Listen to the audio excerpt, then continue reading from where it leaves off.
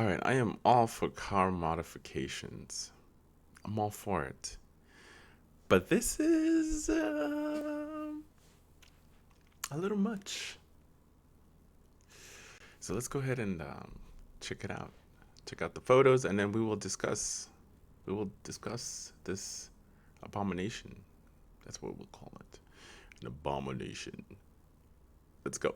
All right, so this is a 2010 Nissan GTR. Godzilla! As always, before I go in, make sure to like and subscribe. I appreciate that so much. Thank you to all the people that have subscribed to the channel, and we are growing. Yes. So anyway, back to this abomination. Now, I'm all for car modifications. I'm all for it. But for me, I'm more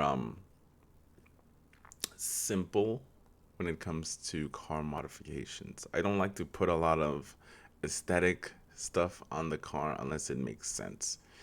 Um, just like for my car, I the only things that I've touched is the intercooler. I replaced the intercooler because I needed a little bit more cooling, and then I also replaced my intake because I like the way it sounds, and then I got aftermarket exhaust because I love the way that that sounds. So for me, I'm all about just the subtle aesthetics, but I try not to do a lot of things that make my car look all weird. And then I also added mud guards for my rear on my Type R. But I feel like right here, this is a little bit too much. I feel like the car was already nice, the way they designed the GTR, but I feel like this is just too much. And the price that he paid for it. I mean, why yellow? Oh, maybe if it was another color, um, maybe I wouldn't be triggered by it.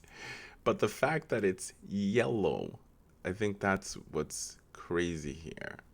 Now, when engineers design these vehicles, they spent meticulous amount of time designing the vehicle. Make sure that it's aerodynamically perfect.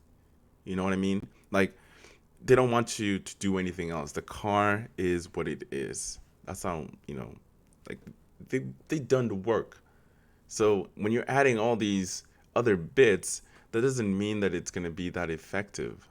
You know what I mean? Because depending on, whether do you actually think that these people that design all these parts, they would put the car in one of those like um uh it's like a tunnel with where they blow the air off.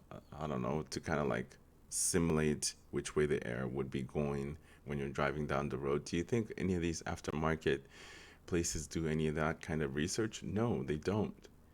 So when they design these vehicles, they're designed to be efficient and just leave it the way it is. When it comes to the exterior, leave it the way it is. But to each their own. Um, I feel some kind of way because this car already, to me, I already like the way the GTR looks, but I'm more of the older ones. But this one is just, mm. And then let's finish it off with this nice big exhaust in the back. Perfect. Now see, like, if he had just kept it simple, got rid of this ugly ass fucking spoiler, and then just leave that carbon bits, leave that right there. Perfect. That would have been nice. All right, just leave this right here. All right, but I don't know if this whole system goes together, like the add-ons. Um, but if it did, then that's what it is. But I would have just liked this carbon fiber right here, the rear spoiler. I think that looks nice. Carbon fiber hood, a little bit lighter, and that's where I would leave it off, and maybe some rims. The rims that he's got, they don't look that bad, but for me, like all this is unnecessary. But this one's fine. The front spoiler is fine.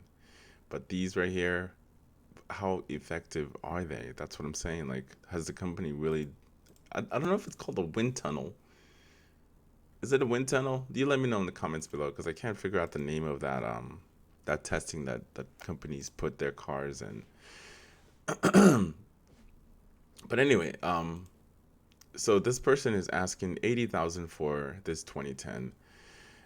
It's got obviously it's got a lot of work done to it. Listening on eBay, GTR was bought in 2010, um, asking 81,000 for a 2010 model with 63,000 miles, but claims he has spent more than 80,000 on the car since its purchase. Most extra money has gone to exterior, with highlighting being the wide body kit by Liberty Walk, and that is not cheap. Allegedly costs $35,000 and is combined with the Aviator yellow wrap. Oh, okay, so it's a wrap. A carbon fiber trunk, end-tuned rear bumper, and a massive rear wing, making this Nissan look like a dragster. Dragster. Furthermore, the headlights and taillights have been replaced by more modern-looking LED units sourced from 2015 facelift. The listing doesn't include photos of interior, but the seller says it has plenty of carbon fiber bits. I think he should have taken a picture of those. So for me, I'm more simple. What I would have done to the car is maybe change the exhaust if it's even possible. I'll change the exhaust, change the rims, maybe get the just from the rear. I would change this right here. Not that big ass fucking spoiler. I would just leave this the way it is, or maybe put in like carbon bits, keep that. And then on the front, maybe also leave the front splitter, and then I would leave all that stuff alone. Like that's it. Like I wouldn't add any of these other bits because that's just weight, unless they're carbon fiber. But that's just additional weight that you don't need if you're trying to go fast. And then also I would tune it. That's what I would do. I would tune the shit out of it. But anyway, let me know what you guys think of this beautiful, beautiful Nissan GTR. I think if it was just a different color, maybe, I don't know. Somebody will fucking buy it. Some dumbass with poor taste. Anyway, as always, make sure to like and subscribe if you haven't done so already, and I will see you in the next one.